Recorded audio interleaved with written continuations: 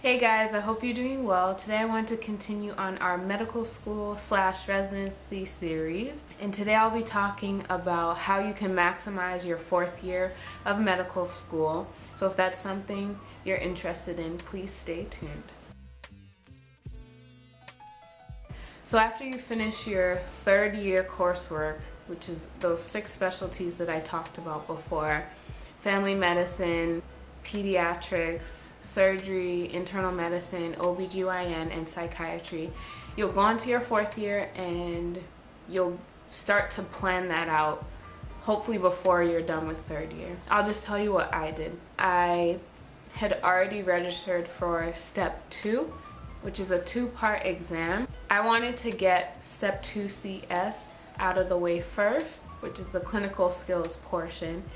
And that exam, you're in a room, you're rotating through different rooms with a different type of patient with a complaint, such as a sore throat or a headache, some issue that they have, and you go room to room and you interview the patient. You get a focus, history, and physical exam.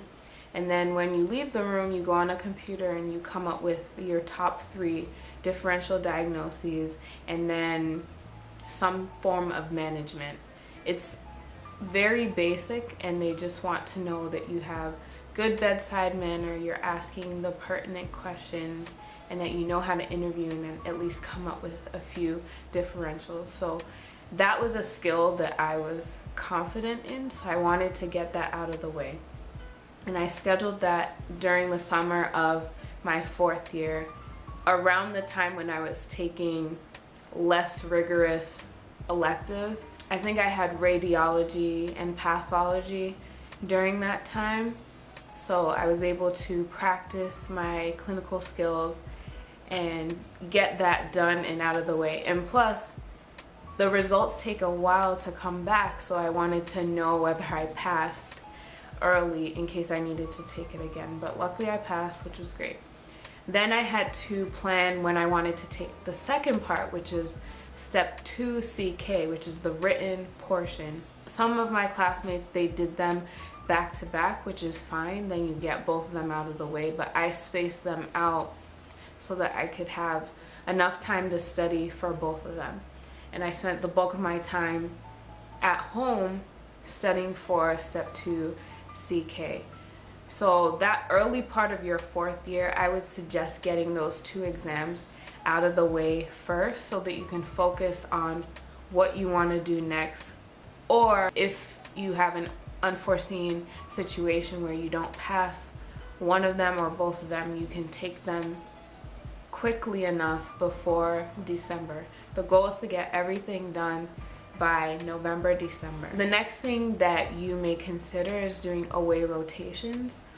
I personally didn't do any rotations at another institution. The away rotations, they're beneficial for a couple reasons. The first is that you can brush up on your clinical skills and your knowledge in that specific area and get exposure to the field away from your home program, which is good because different programs have different ways of doing things, even though the fundamental specialty is the same. Another advantage is that you could potentially get a letter of recommendation from that place that you went to, which can go into your file, and if you're very interested in that program, they've had time to get to know you, because while you're there, you are putting forth 100% effort into being there and showing them what you would be like as an intern.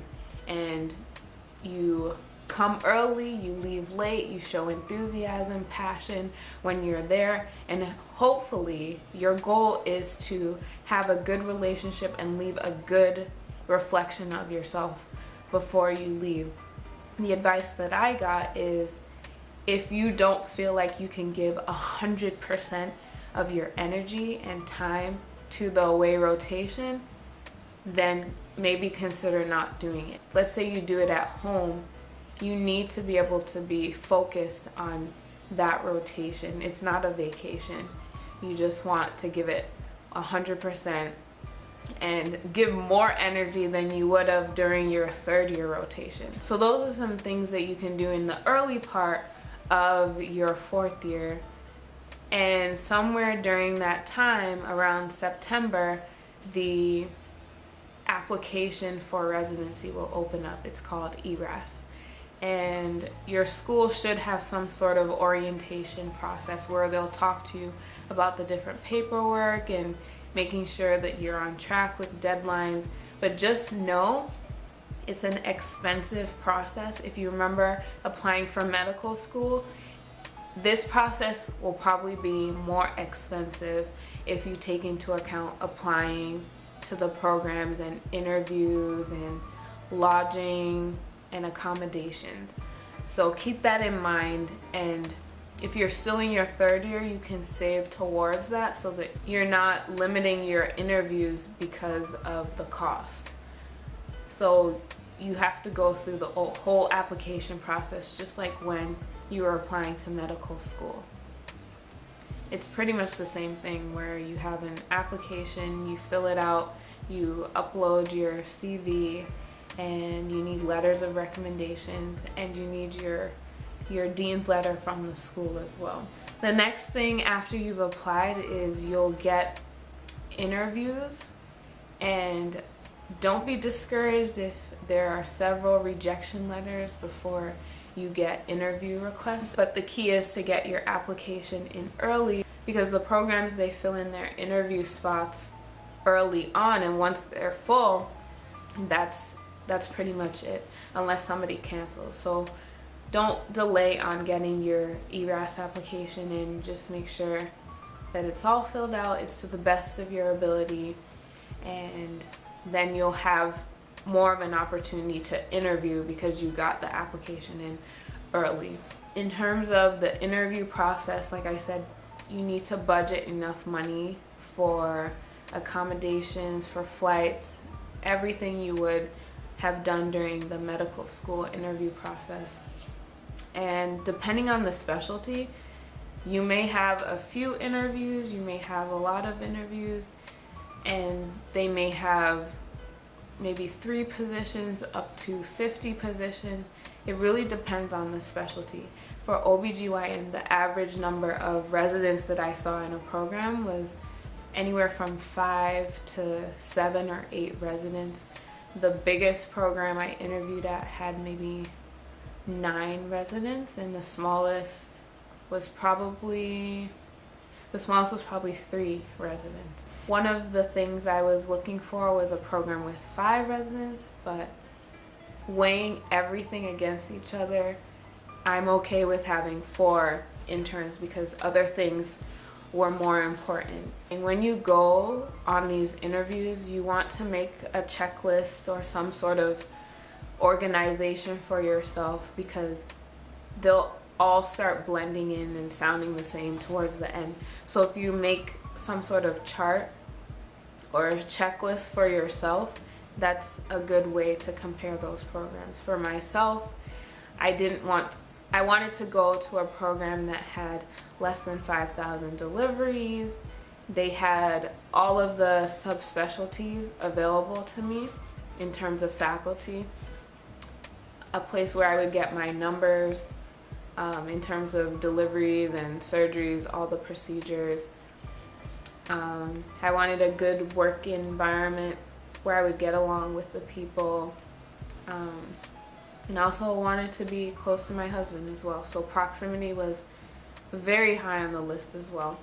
So you just make your own personalized organization chart for each program with what's important to you.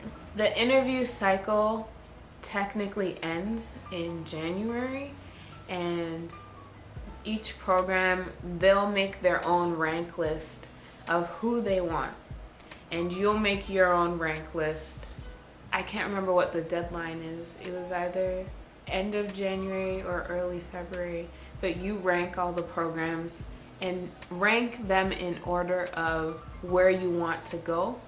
And also, I don't suggest putting a program on there that you would not want to go to.